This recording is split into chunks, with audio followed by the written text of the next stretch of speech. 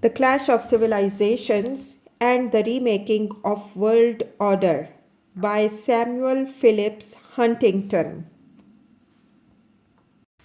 Chapter 1: The New Era in World Politics.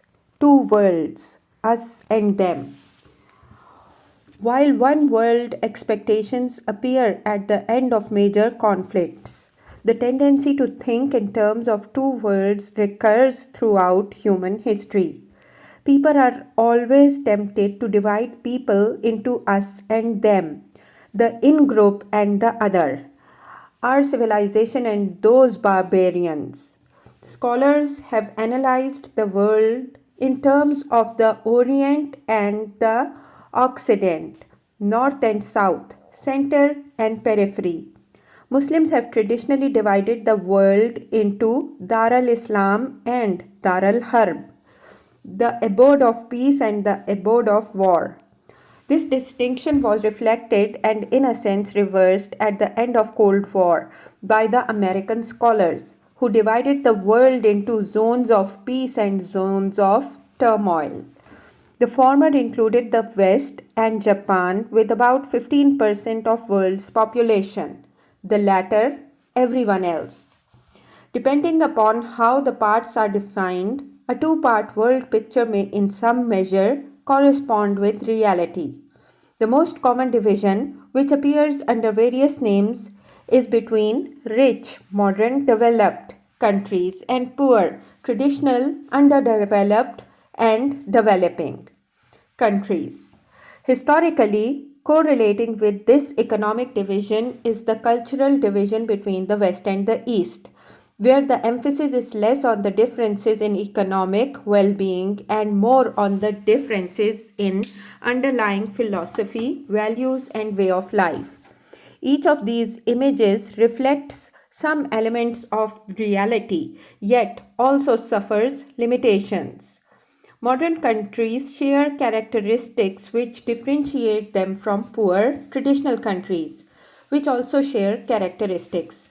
Differences in wealth may lead to conflicts between societies, but the evidence suggests that this happens primarily when rich are more powerful societies Rich and more powerful societies attempt to conquer and colonize poor and more traditional societies. The West did this for 400 years, and then some of the colonies rebelled and waged wars of liberation against the colonial powers, who may well have lost the will to empire. In the current world, decolonization has occurred and colonial wars of liberation have been replaced by conflicts among the liberated peoples.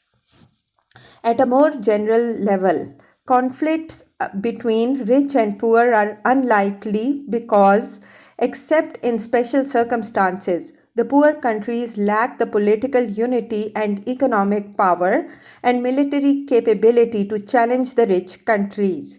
Economic development in Asia and Latin America is blurring the simple dichotomy of haves and have nots. Rich states may fight trade wars with each other. Poor states may fight violent wars with each other. But an international class war between the poor South and the wealthy North is almost as far from reality as one happy, harmonious world. The cultural bifurcation of the world division is still less useful. At some level, the West is an entity. What, however, do non Western societies have in common other than the fact that they are non Western? Japanese, Chinese, Hindu, Muslim, and African civilizations share little in terms of religion, social structure, institutions, and prevailing values. The unity of the non West and East West dichotomy are myths created by the West. These myths suffer the effects of the Orientalism, which Edward Said appropriately criticized for promoting the difference between the familiar, Europe, the West, us, and the strange, the Orient, the East, them, and for assuming the inherent superiority of the former to the latter. During the Cold War, the world was in considerable measure polarized along an ideological spectrum. There is, however, no single cultural spectrum. The polarization of East and West culturally is in part another consequence of the universal but unfortunate practice of calling European civilization Western civilization instead of East and West. It is more appropriate to speak of the West and the rest, which at least implies the existence of many non Wests. The world is too complex to be usefully envisioned for most purposes as simply divided economically between North and South or culturally between East and West. 184 states, more or less. A third map of the post Cold War world derives from what is often called the realist theory of international relations. According to this theory, states are the primary, indeed the only important actors in world affairs. The relation among states is one of anarchy, and hence, to ensure their survival and security, states invariably attempt to maximize their power. If one state sees another state increasing its power and thereby becoming a potential threat, it attempts to protect its own security by strengthening its power and or by allying itself with other states. The interests and actions of more or less 184 states of the post Cold War world can be predicted from these assumptions. This realist picture of the world is a highly useful starting a point for analyzing international affairs and explains much state behavior. States are and will remain the dominant entities in world affairs. They maintain armies, conduct diplomacy, negotiate treaties, fight wars, control international organizations, influence and, in considerable measure, shape production and commerce. The governments of states give priority to ensuring the external security of their states, although they often may give higher priority to ensuring their security as a government against internal threats. Overall, this statist paradigm does provide a more realistic picture of and guide to global politics than the one or two world paradigm. It also, however, suffers severe limitations. It assumes all states perceive their interests in the same way and act in the same way. Its simple assumption that power is all is a starting point for understanding state behavior, but does not get one very far. States define their interests in terms of power, but also in terms of much else besides. States often, of course, attempt to balance power, but if that is all they did, Western European countries would have coalesced with the Soviet Union against the United States in the late 1940s. States respond primarily to perceived threats, and the Western European states then saw a political, ideological, and military threat from the East. They saw their interests in a way which would not have been predicted by classic realist theory. Values, cultures, and institutions pervasively influence how states define their interests. The interests of states are also shaped not only by their domestic values and institutions but by international norms and institutions. Above and beyond their primal concern with security, different types of states define their interests in different ways. States with similar cultures and institutions will see common interest. Democratic states have commonalities with other democratic states and hence do not fight each other. Canada does not have to ally with another power to deter invasion by the United States. At a basic level, the assumptions of the statist paradigm have been true throughout history. They thus do not help us to understand how global politics after the Cold War will differ from global politics during and before the Cold War. Yet clearly, there are differences, and states pursue their interests differently from one historical period to another. In the post Cold War world, states increasingly define their interests in civilizational terms. They cooperate with and ally themselves with states with similar or common culture and are more often in conflict with countries of different culture. States define threats in terms of the intentions of other states, and those intentions and how they are perceived are powerfully shaped by cultural considerations. Publics and statesmen are less likely to see threats emerging from people they feel they understand and can trust because of shared language, religion, values, institutions, and culture. They are much more likely to see threats coming from states whose societies have different cultures and hence which they do not understand and feel they cannot trust. Now that a Marxist Leninist Soviet Union no longer poses a threat to the free world, and the United States no longer poses a countering threat to the communist world, countries in both worlds increasingly see threats coming from societies which are culturally different. While states remain the primary actors in world affairs, they also are suffering losses in sovereignty, functions, and power. International institutions now assert the right to judge and to constrain what states do in their own territory.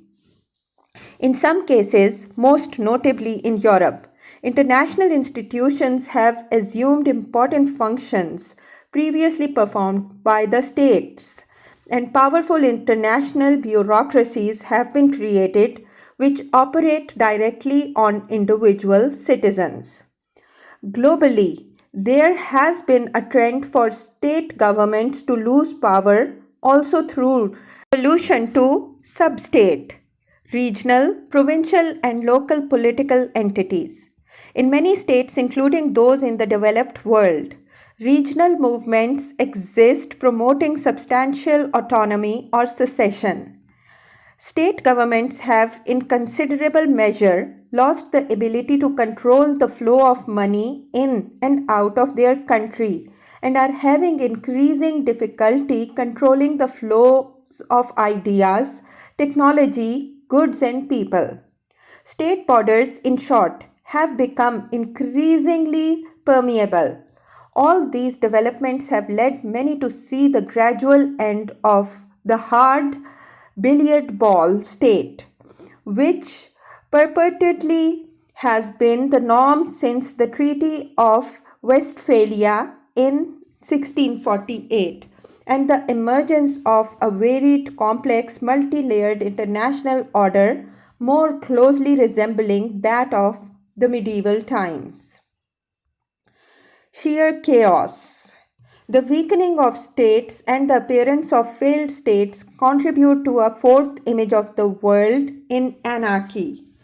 This paradigm stresses the breakdown of governmental authority, the breakup of states, the intensification of tribal, ethnic, and religious conflict, emergence of international criminal mafias, refugees multiplying into the tens of millions, the proliferation of nuclear and other weapons of mass destruction, the spread of terrorism, the prevalence of massacres and ethnic cleansing.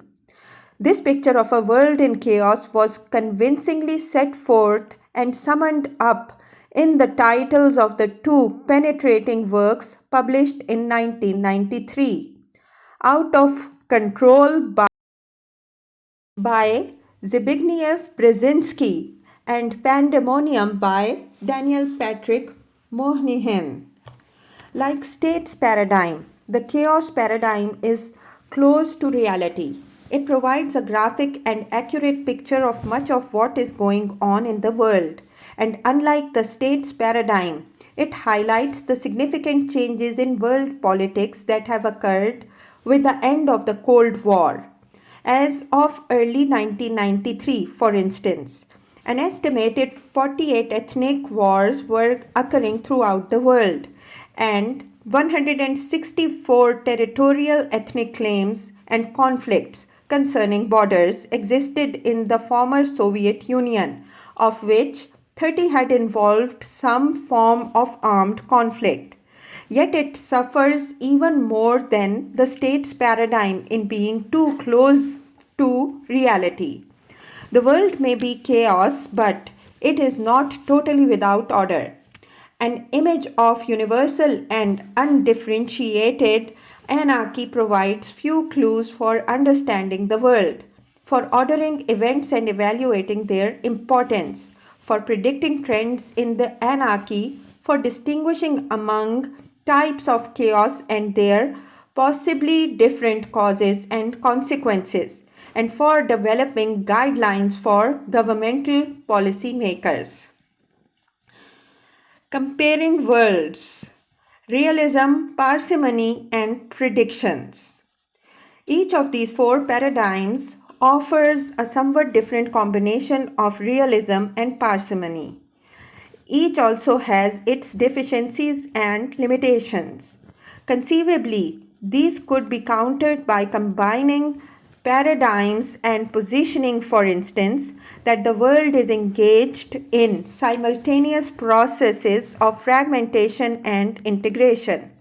Both trends indeed exist, and a more complex model will more closely approximate reality than a simpler one.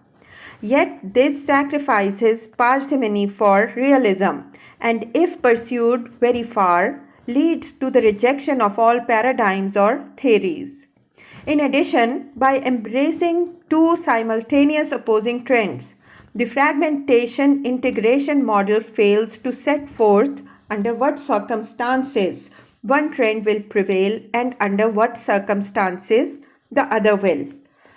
The challenge is to develop a paradigm that accounts for more crucial events and provides a better understanding of trends than other paradigms at a similar level of intellectual abstraction. These four paradigms are also incompatible with each other.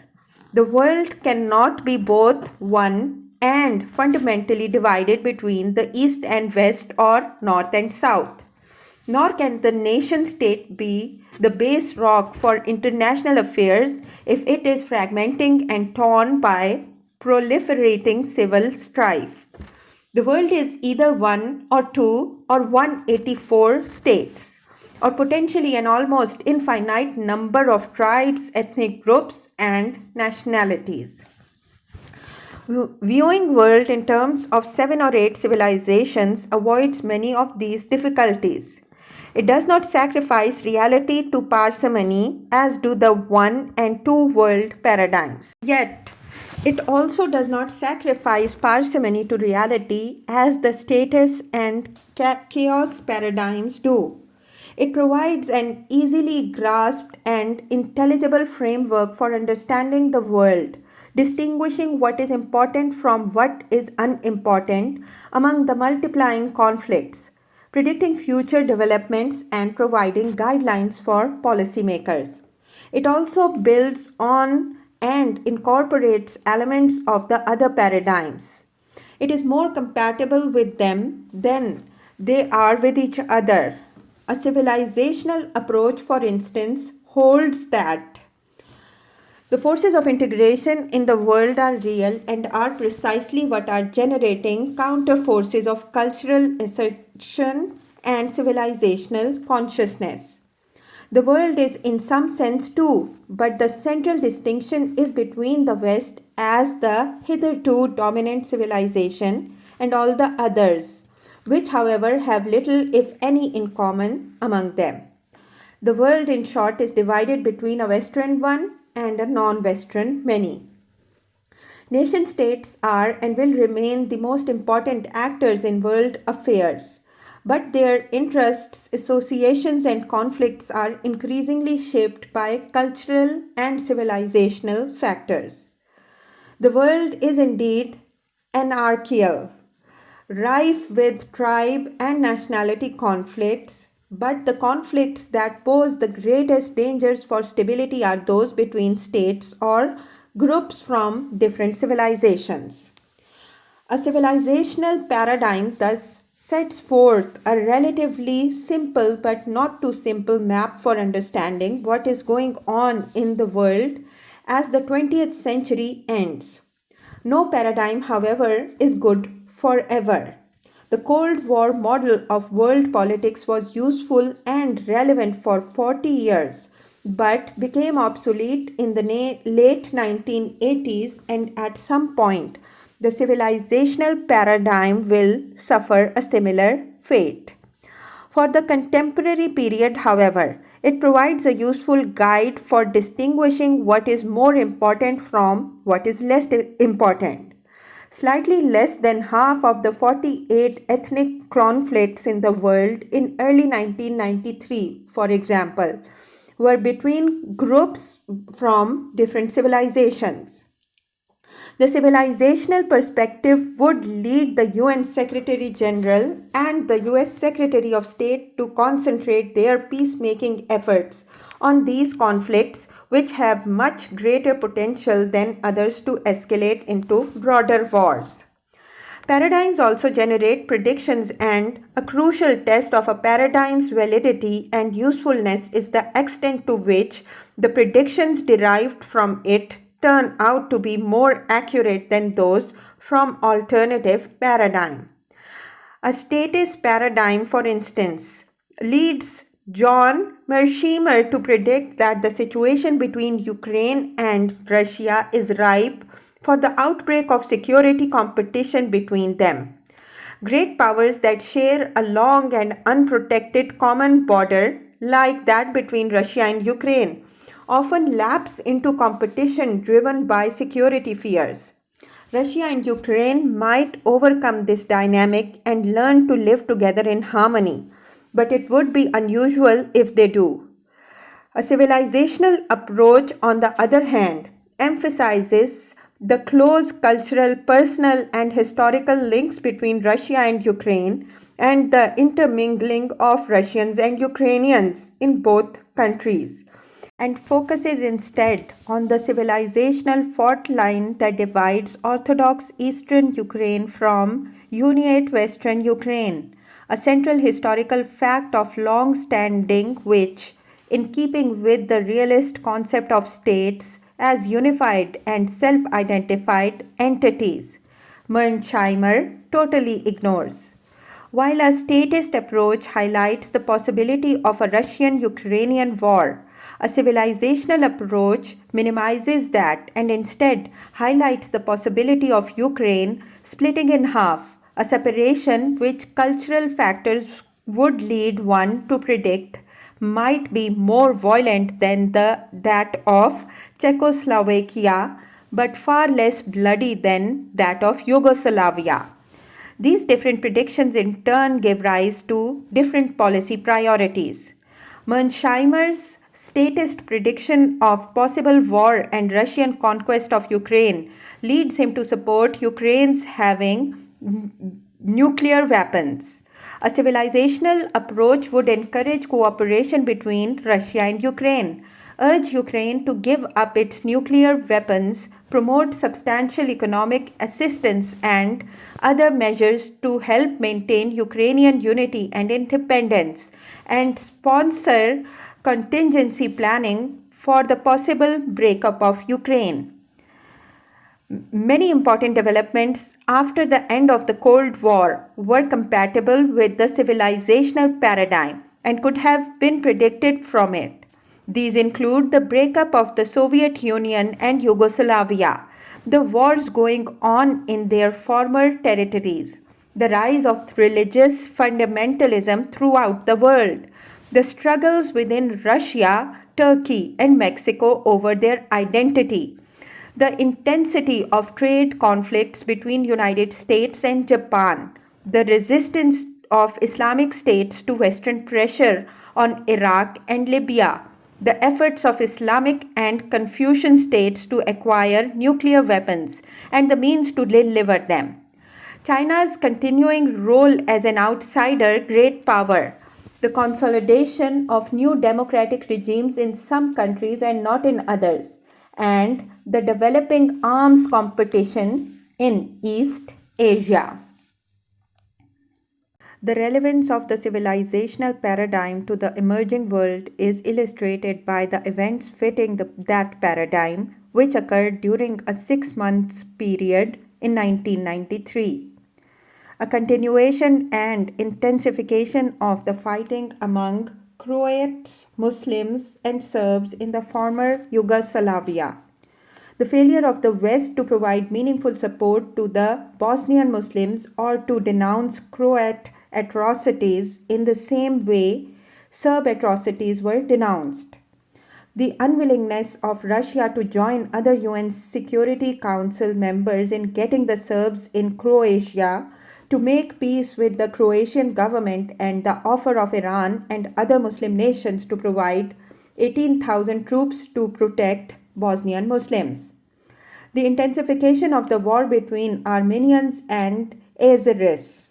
Turkish and Iranian demands that the Armenians surrender their conquests. The deployment of Turkish troops to and Iranian troops across the Azerbaijan border, and Russia's warning that the Iranian action contributes to escalation of the conflict and pushes it to a dangerous limit of internationalization. The continued fighting in Central Asia between Russian troops and Mujahideen guerrillas. The confrontation at the Vienna Human Rights Conference between the West, led by US Secretary of State Warren Christopher, denouncing cultural relativism, and a coalition of Islamic and Confucian states rejecting Western universalism. The refocusing in parallel fashion of Russian and NATO military planners on the threat from the South. The voting apparently almost entirely along civilizational lines that gave the 2000 Olympics to Sydney rather than Beijing. The sale of missile components from China to Pakistan, the resulting imposition of US sanctions against China, and the confrontation between China and the United States over the alleged shipment of nuclear technology to Iran. The breaking of the moratorium and the testing of a nuclear weapon by China despite vigorous US protests, and North Korea's refusal to participate further in talks on its own nuclear weapons program. The revelation that US State Department was following a dual containment policy directed at both Iran and Iraq. The announcement by the US Defense Department of a new strategy of preparing for two major regional conflicts, one against North Korea, the other against Iran and Iraq. The call by Iran's president for alliances with China and India so that we can have the last word on international events. The new German legislation drastically curtailing the admission of refugees. The agreement between Russian President Boris Yeltsin and Ukrainian President Leonid Kravchuk on the disposition of the Black Sea Fleet and other issues. The bombing of Baghdad by the United States, its virtually unanimous support by Western governments, and the condemnation by almost all Muslim governments as another example of West's double standard. The United States listing Sudan as a terrorist state and indicating Egyptian Sheikh Umar Abdurrahman and his followers for conspiring to levy a war of urban terrorism against the United States. The improved prospects for the eventual admission of Poland, Hungary, and Czech Republic and Slovakia into NATO. The 1993 Russian presidential elections, which demonstrated that Russia was indeed a torn country with its population and elites uncertain whether they should join or challenge the West. A comparable list of events demonstrating the relevance of the civilization paradigm could be compiled for almost any other 6-month period in the early 1990s. In the early years of the Cold War, the Canadian statesman Lester Pearson presciently pointed to the resurgence and vitality of non Western societies. It would be absurd, he warned, to imagine that these new political societies coming to birth in the East will be replicas of those with which we in the West are familiar. The revival of these ancient civilizations will take new forms, pointing out that international relations for several centuries had been the relations among the states of Europe. He argued that the most far reaching problems arise no longer between nations within a single civilization, but between civilizations themselves. The prolonged bipolarity of the Cold War delayed the developments which Pearson saw coming.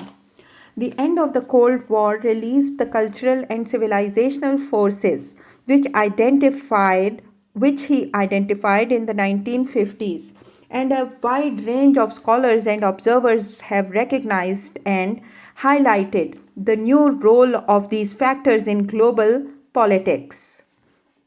As far as anyone interested in the contemporary world is concerned, Fernand Braudel has sagely warned, and even more so with regard to anyone wishing to act within it, it pays to know how to make out on a map of the world which civilizations exist today, to be able to define their borders, their centers and peripheries, their provinces and the air one breathes there, the general and particular forms existing and associating within them. Otherwise, what catastrophic blunders of perspective could ensue?